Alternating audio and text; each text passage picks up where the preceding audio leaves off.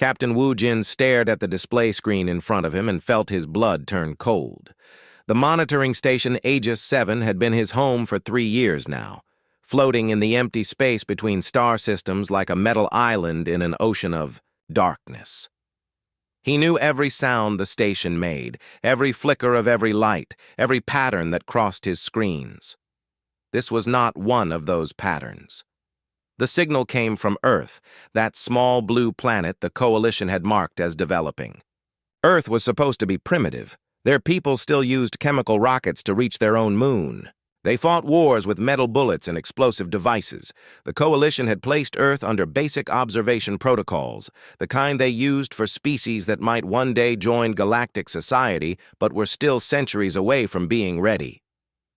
Yet, the signal on Wu Jin's screen was impossible. It used quantum encryption methods that only the most advanced Coalition worlds possessed. The mathematical complexity behind it would require computers larger than most space stations. Earth simply did not have this technology. Wu Jin called his second-in-command over to the station. "Hyunsik, look at this, and tell me what you see." Hyunsik studied the display for several minutes, his face growing more confused with each passing moment. "Captain, this appears to be a quantum-encrypted distress signal, but that's impossible. Earth doesn't have quantum communication technology."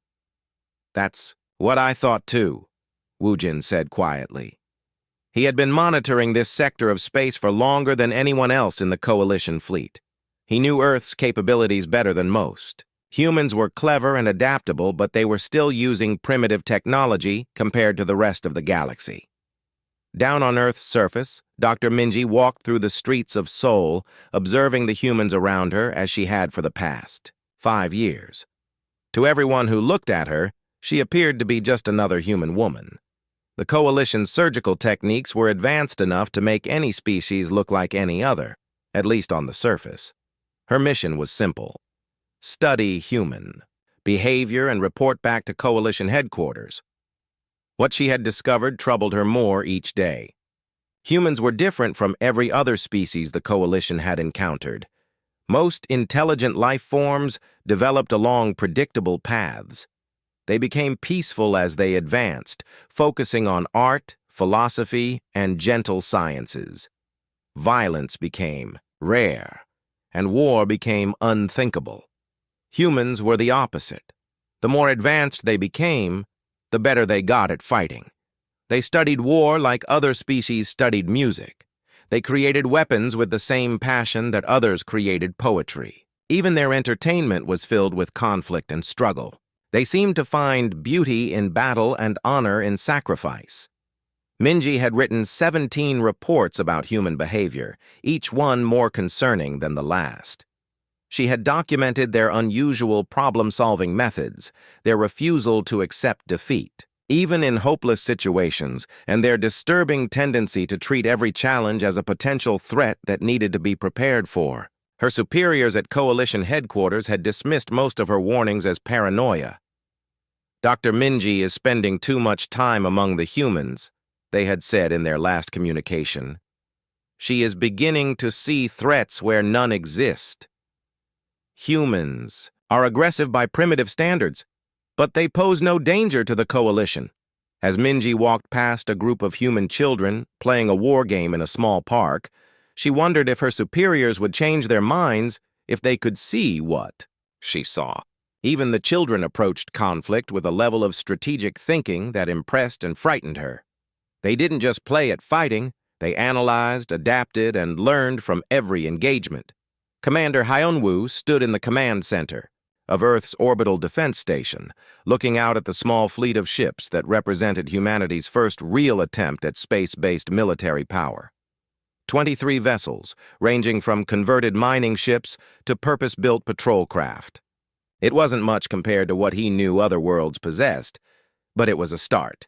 Earth had been making contact with the galactic community for only 15 years. First contact had gone smoothly, with the Coalition welcoming humanity as another. Developing species, they had shared basic technologies, established trade agreements, and offered Earth a path toward eventual membership in galactic society.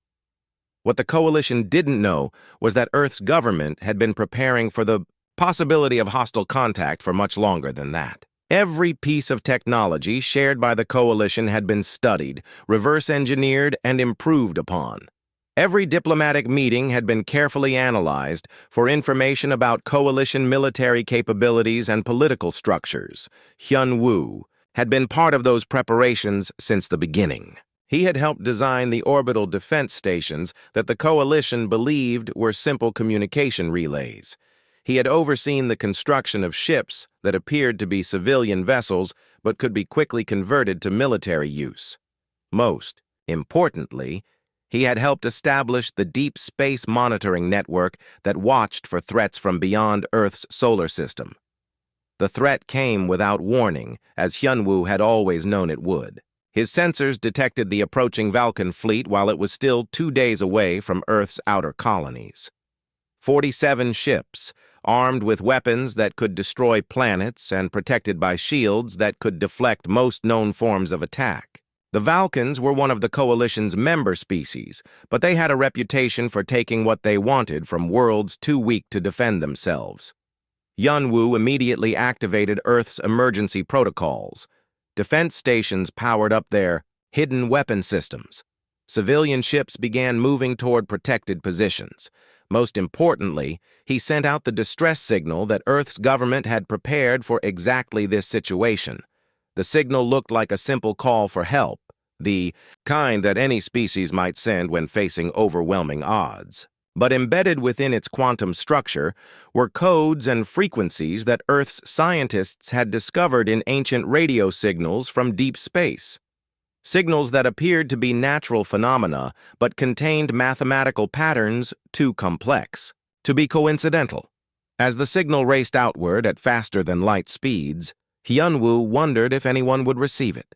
The patterns suggested that something was out there, something that had been watching and waiting. But whether that something would help Earth or simply ignore another primitive species crying for rescue remained to be seen. Captain Woo-jin watched the new signal appear on his screens and felt his confusion deepen. This one was definitely from Earth, but like the previous signal, it used technology that Earth wasn't supposed to possess. More disturbing, his computers were detecting response signals coming from locations that weren't supposed to contain any technology at all. Deep space monitoring stations throughout the sector were picking up similar readings. Something was happening. Something that the Coalition's understanding of the galaxy could not explain. The primitive humans of Earth had somehow triggered a response from sources that remained completely invisible to Coalition sensors until they chose to reveal themselves. As Woo-jin prepared his report for Coalition headquarters, he couldn't shake the feeling that everything they thought they knew about this region of space was about to change. The signals from Earth weren't just calls for help. They were activation codes for something that had been waiting in the darkness for a very long time. The Vulcan war fleet dropped out of hyperspace at the edge of Earth's solar system like a pack of metal predators entering hunting grounds. Admiral Kelvon, commanding from his flagship, felt the familiar excitement that came before an easy conquest. His scouts had provided detailed reports about Earth's pathetic defenses. 23 primitive vessels and a handful of orbital stations were all that stood between his fleet and the rich worlds of this system. Kelvon had done this many times before. Find a developing world with valuable resources, make demands that could not be met, then take what the Vulcans needed by force. The Coalition would protest, but they would not act. Developing worlds had no real protection under galactic law, and the Vulcans were careful to only take what they needed to maintain their own civilization. Begin the approach, Kelvon ordered his fleet. Standard intimidation formation, signal the humans that they have one planetary rotation to surrender their outer colonies and provide tribute, or we will take them by force. The message was transmitted in the simple radio frequencies that primitive species could understand. Kelvon expected the usual response: panic, desperate negotiations, and eventual submission. What he received instead was silence. Commander Hyun-woo read the Valkan demands and felt anger burn in his chest like acid. The aliens wanted Earth's 3 outer colonies, along with half of their mineral production for the next 50 years. In exchange, they offered to leave Earth's inner worlds untouched. It was the kind of deal that sounded reasonable until you realized it would leave humanity forever trapped in their home system, never able to expand beyond the reach of Valkan greed. "Send them our response," Hyun-woo told his communications officer. "What? Should I tell them, Commander?" "Tell them no." The single word traveled across space to the Valkan fleet, where it was received with what Admiral Kelvon could only describe as amusement. Primitive species always tried to show defiance at first. It made the eventual conquest feel more satisfying. "All ships, begin attack formation," Kelvon commanded. "Target their orbital defenses first, then move against the colonies. Standard, occupation protocols." The Valkan fleet spread out across the solar system, their ships moving with the practiced efficiency of a military force that had done this hundreds of times before. Their weapons charged to full power, their shields activated to maximum strength. What happened next would be recorded in galactic history as the moment everything changed. Admiral Dae-hyun watched the Valkan fleet through sensors that the aliens could not detect, from a position that should have been impossible to hide a fleet in. His ships hung in the shadow of a gas giant's moon, their hulls covered with stealth technology that bent light and deflected scanner beams like water flowing around stones. Dae-hyun had been waiting for this moment for 37 years. His fleet consisted of 68 vessels, each one built in secret shipyards hidden throughout the outer reaches of Coalition space. To any observer, they appeared to be human ships, bearing Earth military markings and following human design principles. But they incorporated technologies that were decades ahead of anything the Coalition possessed. "Captain So-young," Dae-hyun said into his communication system, "you may begin." Captain So-young commanded the lead vessel of Dae-hyun's attack group, a ship called Soul's Vengeance that looked like a human-heavy cruiser but moved through space like a living thing. She had been born on a hidden colony world and raised from childhood to pilot ships like this one. Her crew was the same. Humans who had never seen Earth but who carried its memory in their hearts like a sacred flame. All ships, attack formation. 7, So-young commanded. "Target allocation as planned. Remember, we are not just fighting for our hidden worlds. We are fighting for Earth." Soul's Vengeance emerged from the gas giant's shadow, moving faster than any ship its size should have been able to move. Behind it came 17 other vessels, their weapon systems powering up and their targeting computers locking onto Valkan ships with deadly precision. Admiral Kelvon saw the human ships appear on his sensors and laughed. 18 ships against 47? These primitives have gone insane. All vessels, target the human ships. This will be over quickly. The first exchange of fire lasted exactly 43 seconds. When it ended, 12 Valkan ships were drifting in space as expanding. Clouds of wreckage and gas.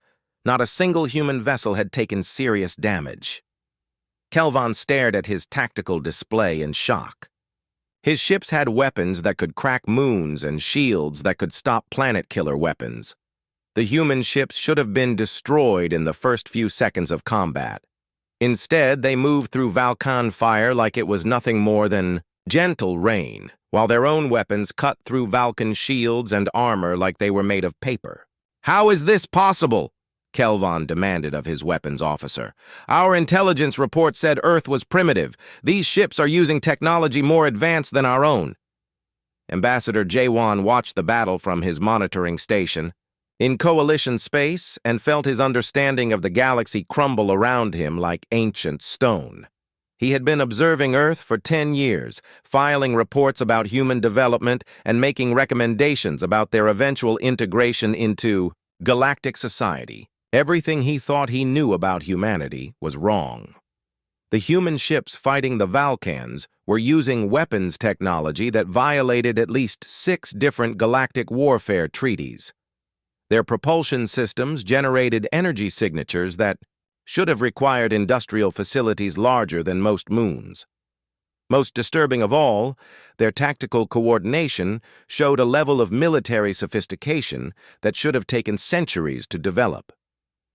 J1 tried to contact both fleets, hoping to negotiate an end to the fighting before it spiraled out of control. His communications were immediately blocked by human jamming systems so advanced that coalition technology could not penetrate them. The humans were not just better at fighting than anyone had expected, they were better at information warfare as well.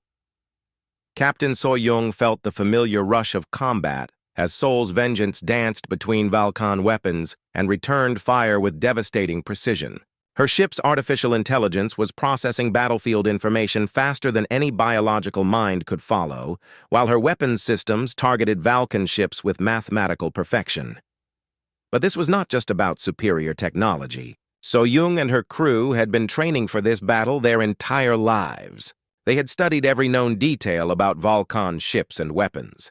They had run simulations of exactly this scenario thousands of times. When the real battle began, they fought not like strangers encountering an unknown enemy, but like hunters who had been tracking their prey for decades. Admiral Daehyun, So-young reported as another Valkan ship exploded under her guns. The enemy is attempting to retreat. Should we pursue? Negative, Daehyun replied. Let them run. They have seen enough to understand that attacking Earth was a mistake. Our job here is finished. Admiral Kelvon watched his fleet retreat in confusion and terror. Half of his ships were gone, destroyed by an enemy that should not have existed. The survivors fled toward hyperspace with human ships pursuing them just long enough to make sure they understood that they could have been destroyed at any time. As his flagship jumped to hyperspace, Kelvon sent an emergency message to Coalition headquarters. The report would change everything. Earth is not primitive. Repeat, Earth is not primitive.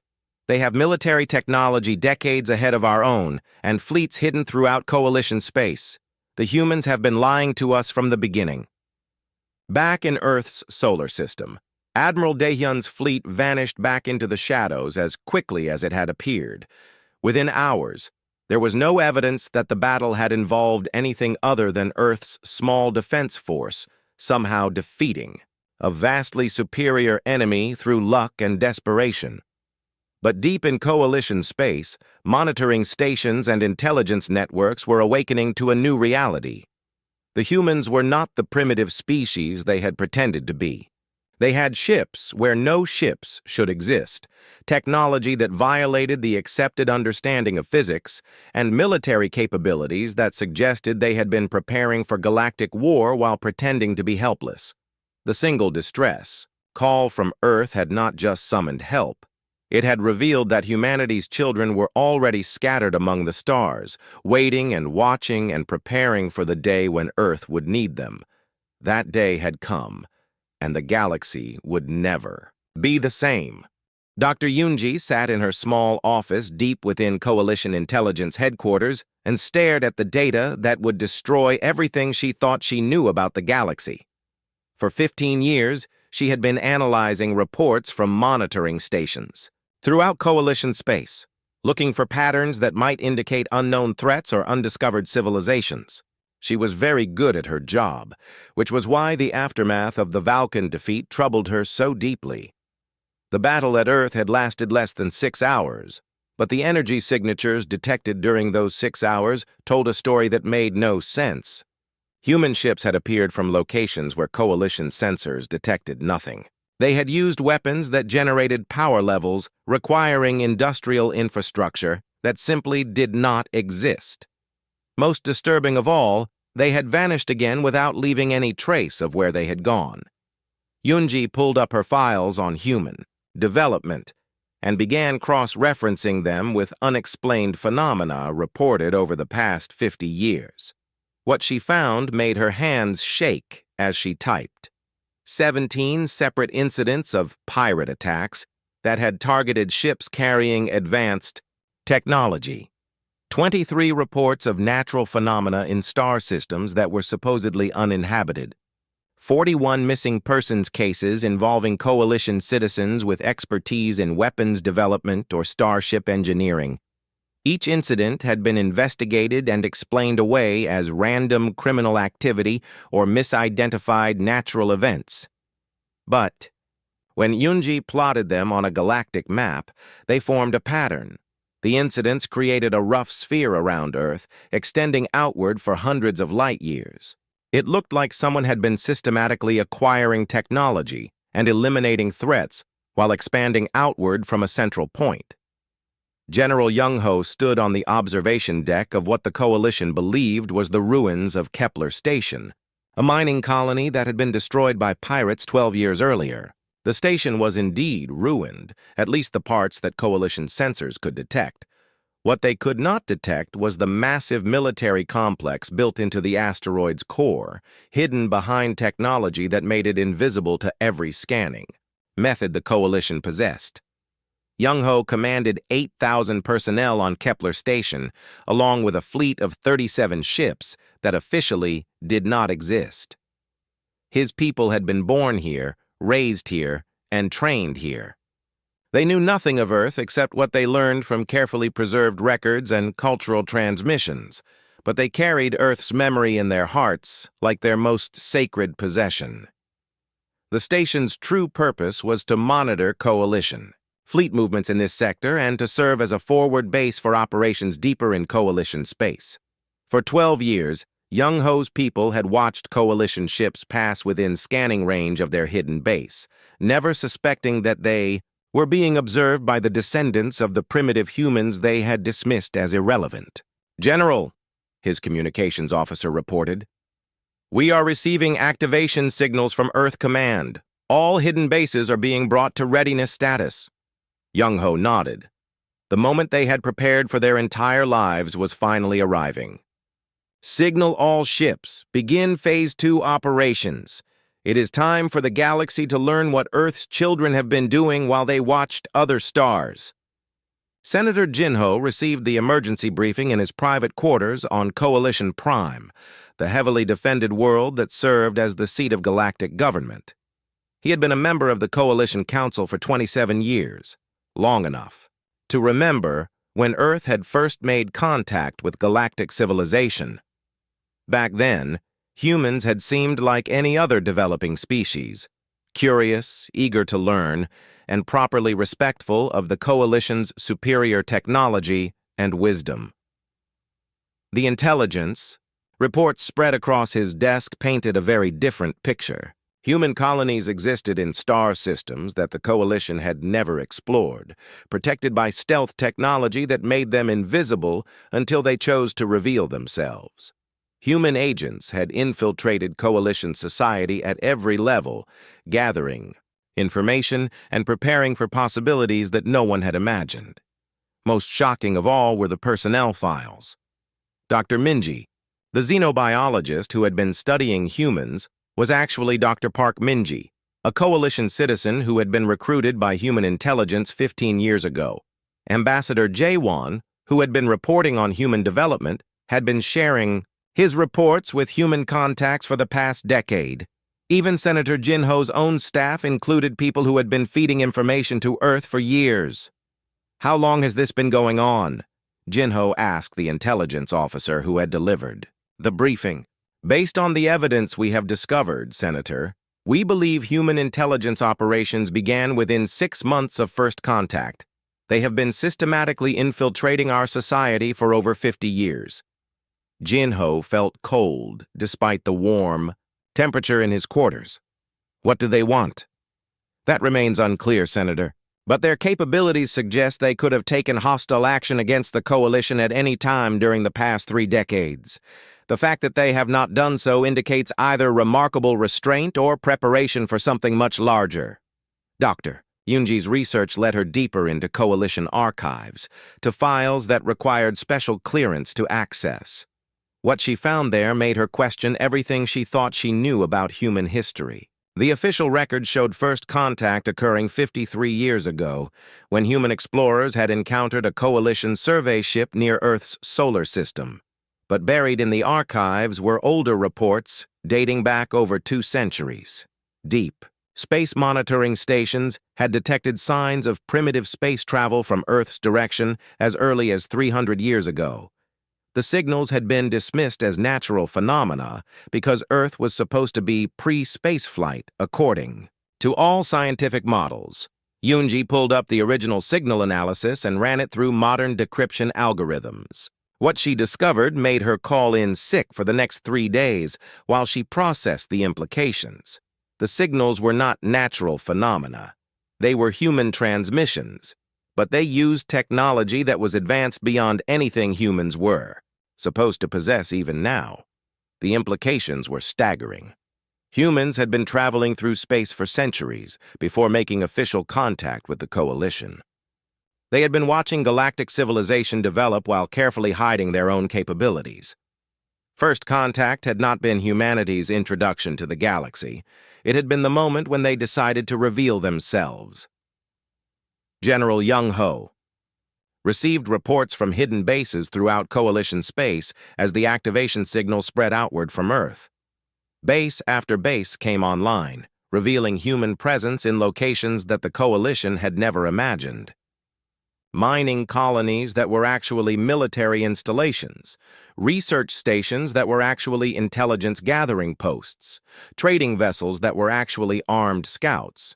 The network was vast and sophisticated beyond anything the Coalition had attempted. Human bases existed in nebulae that blocked sensors, in asteroid fields that provided perfect camouflage, and in star systems so remote that no Coalition ship had ever visited them.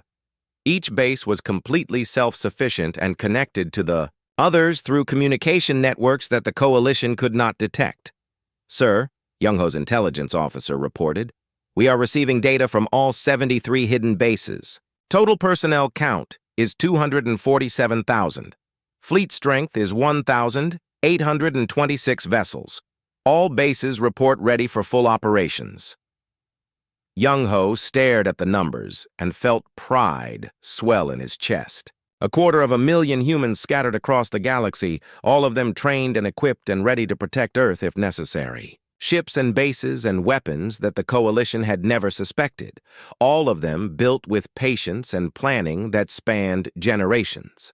Senator Jin-ho called an emergency session of the Coalition Council to address what intelligence was calling the human situation. Representatives from 47 worlds gathered in the Great Chamber where galactic policy was decided, all of them struggling to understand how their careful monitoring of a primitive species had gone so wrong. The evidence suggests that humans have been conducting covert operations throughout Coalition space for decades, Jin-ho announced to the assembled representatives. Their technological capabilities appear to be significantly more advanced than our previous assessments indicated. More importantly, their strategic planning operates on timescales that we had not previously encountered. Representative Kavek from the Andronian worlds stood to address the council. "Senator Jin-ho, are you suggesting that a species we classified as primitive has somehow outmaneuvered the entire Coalition intelligence apparatus?" "That appears to be exactly what has happened," Jin-ho replied grimly. "The humans have not just hidden their capabilities from us. They have created an entire parallel civilization that exists alongside ours without our knowledge. They have been watching us for decades while we believed we were watching them." Dr. Yoonja's final report would become the foundation for the Coalition's new understanding of humanity, but it would also be the document that ended her career in intelligence. Her conclusions were too disturbing for most Coalition officials to accept. Humans were not just more advanced than previously believed, they were more patient, more strategic. Fleet Admiral Kyung-soo stood in the command center of his flagship and watched as humanity finally dropped the mask they had worn for over half a century. The pretense was over. The careful deception that had allowed Earth's children to spread throughout the galaxy undetected was no longer necessary. Now it was time to show the Coalition what they had really been dealing with all these years. The flagship Soul's Pride was larger than any vessel the Coalition had on record, built in secret shipyards that existed in dimensions folded through space-time manipulation technology. Around it hung a fleet of 600 ships, each one incorporating advances in physics that the Coalition's scientists would not discover for centuries. But the ships were not the real weapon. The real weapon was the strategic mind that had planned this moment across generations of careful preparation. "Director Borum," Kyung-soo said into his communication system, "you may begin the revelation." Director Borum sat in a chamber deep beneath Earth's surface that officially did not exist, surrounded by computers that monitored every communication signal in Coalition space. For 30 years, she had overseen Earth's intelligence network, coordinating the activities of thousands of agents spread across dozens of worlds. The Coalition believed they were advanced in surveillance and information gathering. They had no idea that every significant communication in their territory passed through systems controlled by Earth. "Activate all sleeper agents," Borum commanded. "Begin full intelligence revelation protocol. It is time for the Coalition to understand who has really been watching whom." Throughout Coalition space, people who had lived normal lives as scientists, diplomats, merchants, and officials suddenly revealed their true identities. Dr. Minji, still embedded with human observation teams, transmitted detailed files about Coalition military capabilities directly to Earth Command. Ambassador Jaewon, attending an emergency session about the human situation, calmly announced that he had been working for Earth intelligence for 15 years. Senator Jinho's assistant uploaded the complete Coalition fleet deployment records to a secure Earth server before walking out of the building. The revelation was not random or chaotic. Every agent activated according to a carefully planned schedule that maximized the intelligence value while demonstrating the scope of Earth's infiltration. Within 6 hours, Earth possessed complete records of Coalition military strength, political, structure, economic networks, and technological capabilities. The Coalition discovered that they had been transparent to Earth's intelligence services for decades. High Counselor Taemin received the reports in his private office and felt the weight of 3,000 years of Coalition dominance crumble around him like sand. The Coalition had ruled the galaxy not through military might, but through superior organization, technology, and information. They had maintained peace by knowing more about potential threats than those threats knew about themselves. Now they faced an opponent who had been gathering information about the Coalition for longer than most current officials had been alive. Worse, the humans had demonstrated a level of strategic patience that no Coalition species possessed. They had waited decades to act, using that time to position themselves perfectly for exactly this moment. "How many of our people work for them?" Taemin asked his intelligence chief. "We are still determining the scope, High Counselor. But initial estimates suggest that Earth has had intelligence assets in every major Coalition institution for at least 20 years. They know our capabilities better than we know theirs."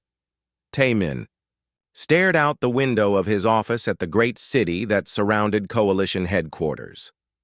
Millions of beings from dozens of worlds lived and worked here, all of them believing they were part of the galaxy's most advanced civilization. How many of them were actually working for Earth? How long had the Coalition been living in a carefully constructed illusion of security? Fleet Admiral Kyung-soo began Phase 2 of humanity's revelation by demonstrating that Earth's hidden fleets had been strategically positioned throughout Coalition space for years. Ships that had been disguised as merchant vessels suddenly activated. Military-grade weapons systems. Bases that appeared to be mining operations revealed defensive capabilities that could stop entire fleets. Most shocking of all, installations that the Coalition thought they were monitoring turned out to be monitoring them instead. The demonstrations were not attacks. No Coalition ships were destroyed, no bases were captured, no officials were harmed. Instead, Earth forces simply revealed themselves long enough to prove they could strike anywhere in Coalition space at any time, then vanished again into the shadows. The message was clear. Earth had been capable of destroying the Coalition for decades and had chosen not to do so. "Signal all Coalition fleets," Kyung-soo commanded. Inform them that Earth forces are currently positioned to interdict every major supply route and communication network in their territory. We are not threatening them. We are simply making our capabilities clear. Director Borum's intelligence network provided real-time updates on Coalition response to Earth's revelations. Panic spread through Coalition command structures as officials realized that their most basic assumptions about galactic security were wrong. Emergency sessions were called on dozens of worlds. Fleet commanders received orders to mobilize, only to discover that Earth forces were already positioned to cut off their supply lines. The Coalition's response revealed the fundamental difference between their strategic thinking and humanity's. Coalition leaders thought in terms of immediate threats and responses. They reacted to situations as they developed. Humans, by contrast, had been preparing for this moment before most Coalition officials had been born. The Coalition is attempting to coordinate a military response, Borum reported to Earth Command. However, their communications are being monitored by our systems, and their fleet movements are being tracked by our hidden bases. They cannot achieve tactical surprise against an opponent who has been watching them for 50 years. High Counselor. Taman made the decision that would define his legacy and perhaps the future of galactic civilization. Rather than attempt a military response that would almost certainly fail, he chose to request a direct communication with Earth's leadership. The message took 18 hours to compose and contained only one question: what do you want? The response came from President Sun Ho of Earth, transmitted on frequencies that reached every Coalition world simultaneously. The message was simple, direct, and more frightening than any military threat could have been. "We want what we have always wanted," President Sun Ho said, his image appearing on screens throughout Coalition space. "We want our people to be safe. For 50 years, we have watched your civilization and learned your capabilities. We have prepared for every possible threat you might pose to Earth and its children. We have done this not because we desired conflict, but because we understood that the galaxy is a dangerous place for those who cannot protect themselves." The broadcast continued for 20 minutes, during which President Sun Ho laid out humanity's true history in galactic space. Earth had never been primitive. They had developed faster-than-light travel centuries before making contact with the Coalition. They had explored much of the galaxy while the Coalition was still building their first interstellar government. "We revealed ourselves to you when we judged that your civilization had become stable enough to interact with safely," Sun Ho explained. "We have maintained the illusion of primitive development because we believed it was safer for both our peoples. We have prepared for war while hoping for peace." Fleet Admiral Kyung-soo watched Coalition fleets attempt to respond to Earth's revelations and felt something resembling pity for their commanders. They were trying to fight an enemy who had been studying them for decades, using strategies that humans had designed specifically to counter Coalition tactics. Every move the Coalition made had been anticipated and prepared for. The Coalition possessed superior numbers and impressive technology, but they were fighting an opponent who understood them completely while remaining largely unknown themselves. Worse, they were attempting to coordinate a response while their communications were being monitored and their supply lines were threatened by forces they could not locate. "Sir," Kyung-soo's tactical officer reported, "Coalition forces are pulling back to defensive positions around their core worlds. They appear to be abandoning any attempt at offensive operations." Kyung-soo nodded. The Coalition commanders were not cowards, but they were not fools either. They could see that they were facing an opponent who had been preparing for this conflict longer than they had been alive. The smart choice was to protect what they could while seeking a diplomatic solution. Director Borum's final intelligence summary would become the document that ended the Coalition's 3,000-year dominance of galactic affairs. Her agents had gathered enough information to prove that Earth could have destroyed or conquered the Coalition at any point during the past 30 years. The fact that they had not done so demonstrated a level of restraint that few Coalition species would have shown in similar circumstances, but the restraint came with a price. President Sunho stood before the assembled representatives of 47 worlds in the Great Chamber where galactic policy had been decided for 3,000 years. The Coalition Council had requested this meeting to discuss terms for what they hoped would be a peaceful transition of power. Sunho looked out at the faces of beings who had governed the galaxy since before Earth had developed spaceflight, and he felt the weight of history settling on his shoulders. The chamber itself was a symbol of coalition power, a massive space station positioned at the gravitational center of their territory where representatives could meet without favoring any particular world. It had taken the coalition 3 centuries to build and was considered one of the greatest engineering achievements in galactic history. What the coalition did not know was that Earth's engineers had studied the station's construction and could have built something similar in less than 10 years. Honorable representatives, Sunho began, his voice carrying to every corner of the chamber through translation systems that converted his words into the languages of dozens of species. I stand before you today not as a conqueror, but as the voice of a people who have watched over this galaxy longer than most of you realize. Elder Minho of the Centauri Federation, the Coalition's oldest member species, rose to address the chamber. At 430 years old, he had served on the council longer than any other representative. He had seen the rise and fall of civilizations, the birth of new technologies, and the careful expansion of coalition influence throughout the galaxy. He had never seen anything like humanity.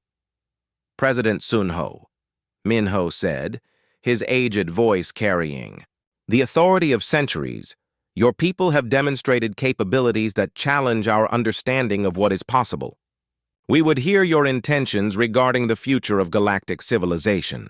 Sunho nodded respectfully.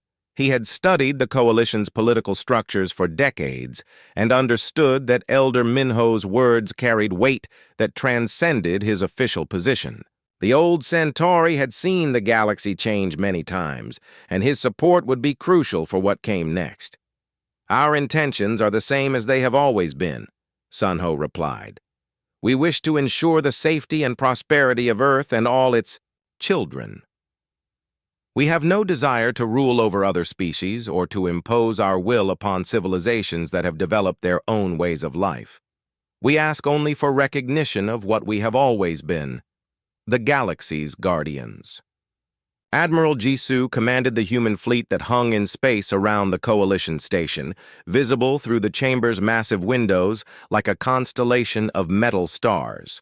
Her ships represented only a small fraction of Earth's total military power, but they incorporated technology so advanced that each vessel could have defeated entire Coalition fleets.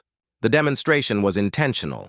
Humanity wanted the Coalition to understand exactly what they were dealing with. Jisoo had been born on a hidden colony world and had never seen Earth with her own eyes, but she carried the memory of her ancestral home in her heart like a sacred flame. Her crew was the same. Humans who had spent their entire lives preparing to protect a world they knew only through carefully preserved records and cultural transmissions. They were Earth's children in the truest sense, shaped by its values and dedicated to its protection.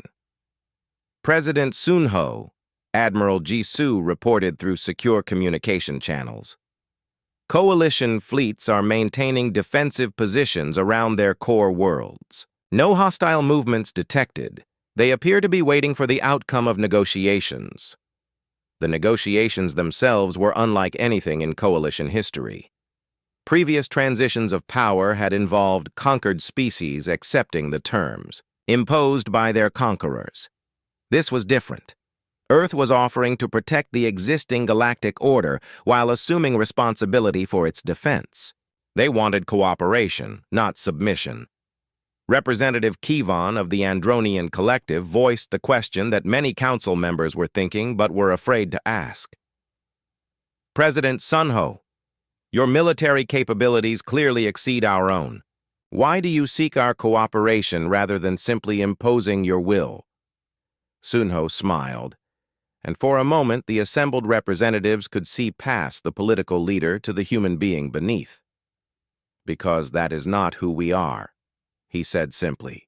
"Earth's children have spent generations learning about your civilizations, studying your cultures, and understanding your values. We have come to respect what you have built here. We do not wish to destroy it. We wish to protect it." The concept was so alien to most coalition species that several representatives required clarification through their translation systems. In their experience, superior military power inevitably led to domination. The idea that a species might choose protection over conquest was difficult for them to process. Elder Minho stood again, his ancient eyes studying Sunho with the intensity of someone who had seen many leaders make many promises. "You speak of protection, President Sunho, but protection implies threats. What dangers do you foresee that the coalition cannot handle?" Sunho's expression grew serious. "Elder Minho, your people have done remarkable work in creating a stable galactic civilization, but stability sometimes breeds complacency. There are forces beyond the borders of coalition space that view your prosperity with envious eyes. There are technologies being developed that could destabilize the careful balance you have maintained. There are threats coming that your current military capabilities cannot address." The chamber fell silent as representatives processed this information. For 3,000 years, the coalition had been the galaxy's dominant power. The idea that external threats might exist beyond their ability to handle was sobering. Director Borum, monitoring the negotiations from Earth, watched as her intelligence networks provided real-time analysis of coalition response to Sunho's revelations. The data was encouraging. Most species appeared genuinely interested in cooperation rather than resistance. A few outlying worlds were considering military action, but their own intelligence services were warning them that such action would be suicidal. "Mr. President," Boram transmitted to Sunho, "intelligence indicates that 73% of coalition worlds are prepared to accept human guardianship in exchange for continued autonomy. Resistance appears to be limited to 12 worlds, mostly those with significant military investments that would become obsolete under human protection." President Sunho received the intelligence update and felt a mixture of relief and sadness. Relief that the transition might proceed peacefully, sadness that some worlds would choose conflict rather than accept change. But that was the nature of galactic politics. There were always those who preferred the familiarity of old dangers to the uncertainty of new protections. "Representatives of the coalition," Sunho announced, "I offer you a new compact. Earth will assume responsibility for galactic defense while your civilizations maintain autonomy over your internal affairs. You will continue to govern yourselves according to your own values and traditions. We ask only that you allow us to do what we have been doing in secret for 50 years. Watch over the galaxy and protect it from threats that would destroy what you have built." The debate that followed lasted 18 hours and covered every aspect of the proposed arrangement. Coalition representatives wanted guarantees that human protection would not become human domination. They wanted assurance that their cultures would be preserved and their freedoms maintained. Most importantly, they wanted to understand exactly what threats Earth was preparing to defend against. Sunho answered their questions with patience, born of decades of preparation. Earth's intelligence services had studied coalition politics so thoroughly that he could predict most concerns before they were raised. He provided guarantees backed by detailed proposals for oversight and accountability. He shared intelligence about external threats that the coalition had never suspected existed. Admiral Jisoo watched the proceedings from her flagship and marveled at the complexity of what her people had accomplished. For generations, Earth's children had spread throughout the galaxy, not as conquerors but as protectors. They had built fleets and bases and intelligence networks not to impose their will on other species, but to ensure that no force could threaten the civilizations they had come to respect. The final vote came at the end of the second day of negotiations. 41 worlds voted to accept Earth's protection. 6 worlds abstained, choosing to wait and see how the arrangement worked in practice. Only 3 worlds voted against the proposal, and even they indicated that they would not actively resist. The new order. Elder Minho cast the final vote, and his words would be remembered as the moment galactic civilization entered a new age. "The Centauri Federation accepts Earth's guardianship," he announced. "We have seen empires rise and fall across the centuries, but we have never seen a species offer protection without demanding submission.